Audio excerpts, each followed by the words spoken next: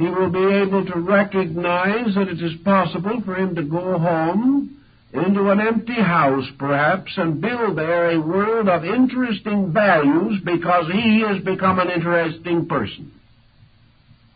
It is from ourselves that the environment in which we live must radiate.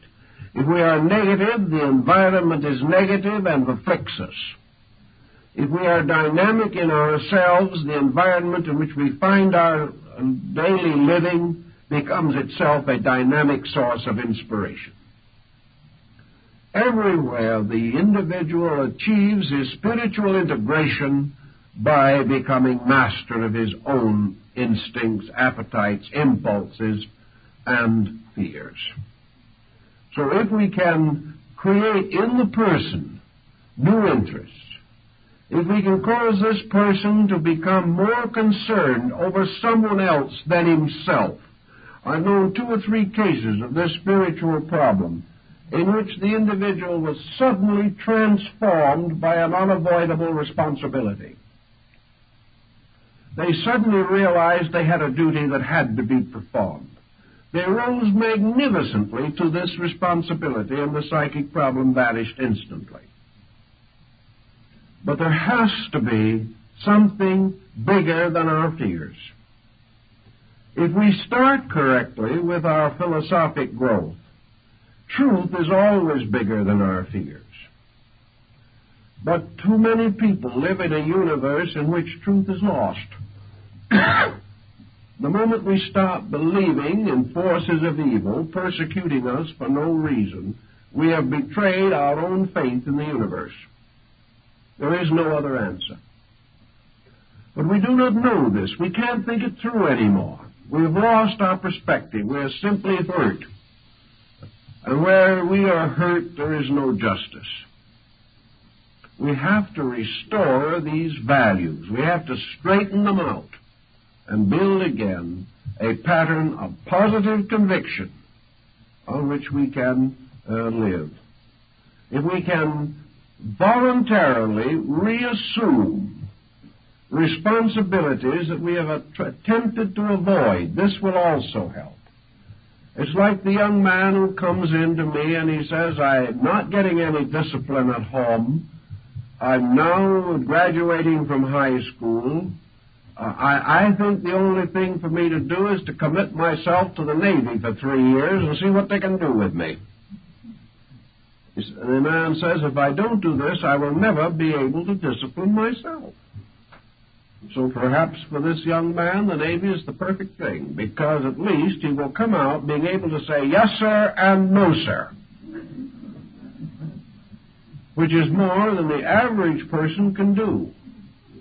He will also know that when an order is given, he will obey, which the average child has not discovered.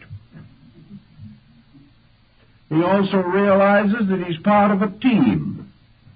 And if he betrays the team, he is pretty much of a skunk. In civilian life, we don't know this. I have known several instances where young men have done this and have come back a credit to themselves and their families, who would otherwise have been on the street and probably in delinquency from lack of discipline and direction. So where we have a person who finds himself slipping into a negative psychic condition, we have the same thing. Put yourself under discipline. I doubt if the Navy would be interested, but there are other things you can do. You can create your own discipline.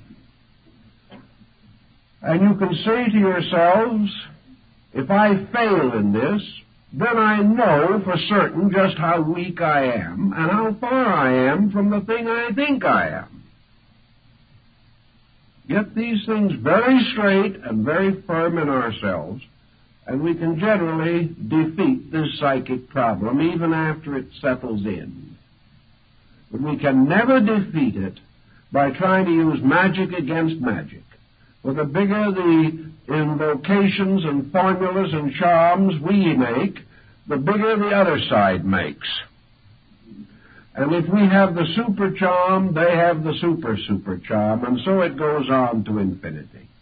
Because we are dealing with a thing so abstract, so elusive in its own proportions, that we really never know whether we have one or not. Under these conditions, the only answer is to take hold of the matter. If you're not in that kind of trouble, stay out of it. And be grateful that it has been your wonderful privilege to be able to grow without seeing things.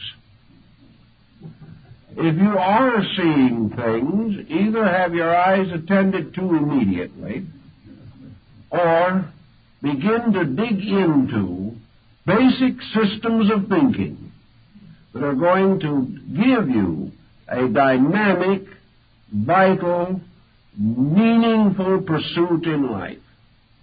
And under no conditions, if you are miserable, unhappy, defeated by life, run to some form of psychic phenomena for escape, because it is escape only into misery. If you can keep these thoughts rather clearly in mind, I think you will realize why it is not good to dabble with this sort of thing. From an experimental stage, it is very foolish. It is like experimenting with poisonous serpents, or experimenting with some deadly material that is liable to explode in your face at any moment. Do not experiment.